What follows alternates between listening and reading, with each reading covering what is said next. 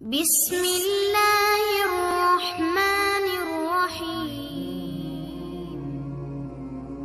اور جب اللہ تمہارے دل سے کسی چیز کا خیال نہیں نکالتا تو وہ اسی چیز کو تمہاری حقیقت بنا دیتا ہے۔ اگر اللہ تمہارے دل کو نہیں بدل رہا تو یقین رکھو وہ تمہارا نصیب بدلنے پر راضی ہے۔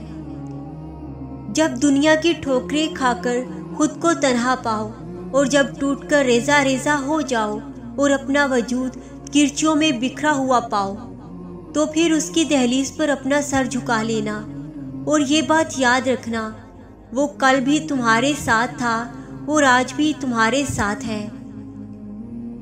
وہ قرآن میں فرماتا ہے تمہارے رب نے تمہیں ہرگز نہیں چھوڑا اور نہ ہی وہ ناراض ہوا ہے۔ دعا کس وقت قبول ہوتی ہے؟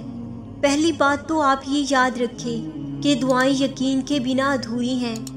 دعائیں سب کچھ کر سکتی ہیں جو تم مانگ رہے ہو، وہ تمہارے لیے اور دنیا کے لیے ناممکن ہو سکتا ہے، لیکن جس سے مانگ رہے ہو وہ ہر چیز پر قادر ہے، جو اس پورے نظام کو چلا رہا ہے، جس کے حکم سے سورج نکلتا اور ڈھلتا ہے، جس کے حکم سے صبح شام میں اور پھر شام رات میں بدل جاتی ہے، جو تمہیں آج تک سنبھالتا ہے، وہ کیسے تمہاری دعاؤں کو قبول نہیں کرے گا؟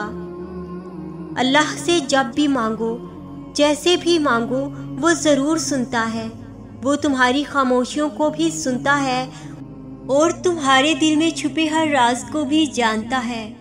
بس تم کامل یقین سے مانگو اور پھر دیکھنا تمہاری دعائیں خود بخود قبول ہوتی نظر آئیں گی، خود ہی معجزے ہوتے نظر آئیں گے۔